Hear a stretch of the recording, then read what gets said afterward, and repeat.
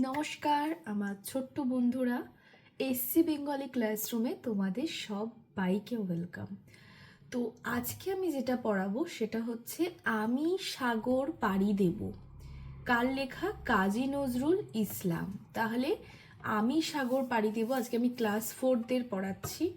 আচ্ছা, আমি প্রথমে আমি সাগর পাড়ি দেব কবিতার বিষয়বস্তুটা একটু আলোচনা করে নেব। তো চলো দেখে নি। বলছে, সওদাগর হয়ে কবি সাগর পাড়ি দিতে তার সুপ্ত মধুকর ভাসবে সাগরের জলে। বিশ্বের বিভিন্ন দেশের ঘাটে তার জিনিসপত্র দেওয়া নেওয়া করবেন। অর্থাৎ যেহেতু তিনি সওদাগর, তাই জন্য তিনি বিভিন্ন দেশে তার জিনিসপত্র বিক্রি করবেন। বিশ্বজোড়া হাটে তার জিনিস বেচা কেনা চলবে। আমি এক্ষুনি বললাম যে যেহেতু তিনি বিভিন্ন দেশ বিদেশে ঘুরবেন, জিনিসপত্র কিনবেন এবং বিভিন্ন জায়গায়, বিশ্বের বিভিন্ন জায়গায় তিনি বেচা কেনা করবেন। তার গুণের জন্য দ্বীপে দ্বীপে মুক্তমালা তাকে উপহার দেবে সকলে। অর্থাৎ তার যে এত সুন্দর গুণ, সেটার জন্য তাকে মুক্তমালা তাকে উপহার দেবে। কবি মনে করেন সপ্ত সাগরেই তার বাণিজ্যের প্রসার। অর্থাৎ তিনি মনে করেছেন তার যেই সপ্ত সাগর, সেখানেই তার বাণিজ্যে অর্থাৎ তার ব্যবসা বাণিজ্য, সেখানে তার অগ্রগতি হবে।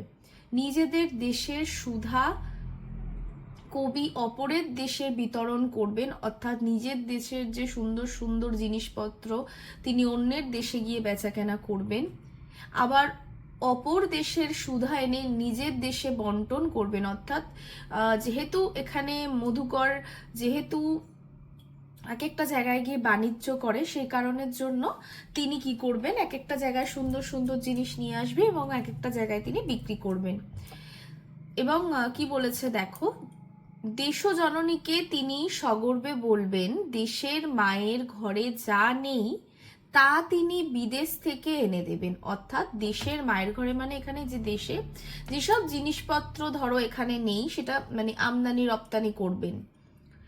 জগৎ জুড়ে দেশমাতার যে দুঃখিনী নাম যা মানে যেটা রয়েছে, সেটা মুছে দিয়ে তিনি মায়ের লজ্জা নিবারণ করবেন।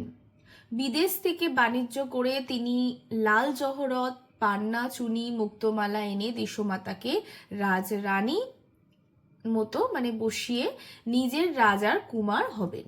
অর্থাৎ এখানে আমি সাগর পাড়ি দেব পুরোটাই কিন্তু একটা কি বলেছে, দেশ বিদেশের কথা, নিজের দেশের কথা এবং বাণিজ্যের কথা। তাহলে চলো এইবারে আমরা কিন্তু আমাদের কবিতায় চলে আসি। অবশ্যই কাজী নজরুল ইসলামের লেখক পরিচিতিটা খুব ভালো করে পড়বে। আমি সাগর পাড়ি দেব কবিতার নামকরণের সার্থকতা আমি তোমাদের বলে দেব।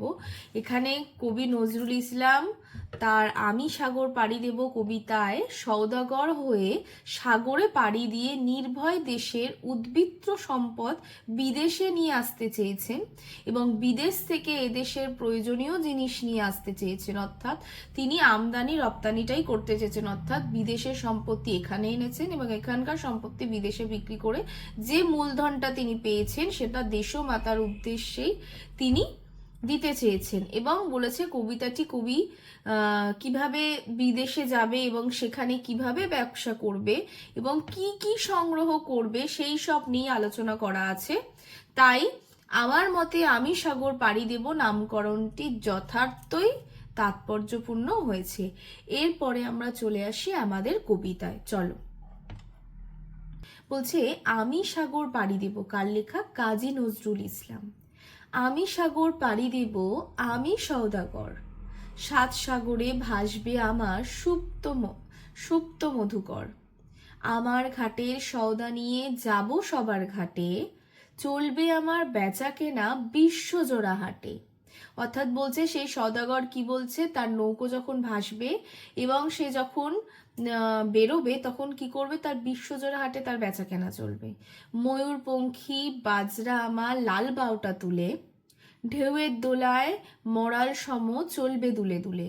সিন্ধু আমার বন্ধু হয়ে রতন মানিক তার, আমার তরি বোঝাই করে দেবে উপহার। অর্থাৎ যখন আমরা বাণিজ্যতে যাব নিশ্চয়ই আমাদের অন্যান্য দেশ থেকে, যেমন সিন্ধু বলছে সিন্ধু নদ আমার বলছে বন্ধু হয়ে তার মানিক মানে হিরে জহরত এগুলো তার নৌকো বোঝাই করে দেবে।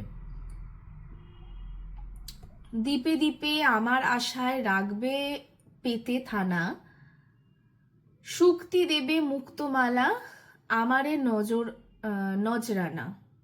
চারপাশে মোর গাঁও চিলেরা করবে এসে ভিড়, হাতছানিতে ডাকবে আমায় নতুন দেশের তীর।